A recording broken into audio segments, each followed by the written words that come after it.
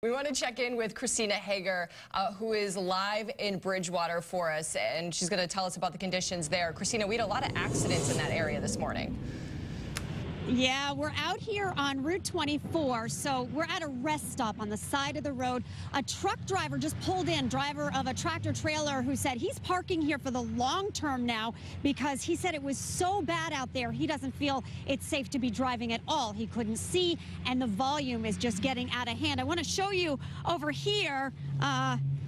It's very slushy, because the reason I want to show you this is what we were seeing this morning earlier. This is like walking around in puddles because it was raining this morning, and this was all very wet out here. Now we're adding all this dry, solid snow, so you know what that does. It turns into cement. Add cold temperatures, that turns into ice. I'll show you some video of the drive that we took early this morning from Middleborough to Bridgewater here. So that layer of slush and then snow on top of it makes for some very slippery conditions. You hit the brakes, and at one point in our news car, we were just sliding. You know how scary that is. We saw also a lot of branches in the road, not trees like we saw last week during the storm, but just branches perhaps weakened by last week's storm and landing in the road. We spoke to a plow driver who just kept using the word traction when he was talking about what it's like to drive out here. Let's listen to what he had to say. It's a wet, heavy snow.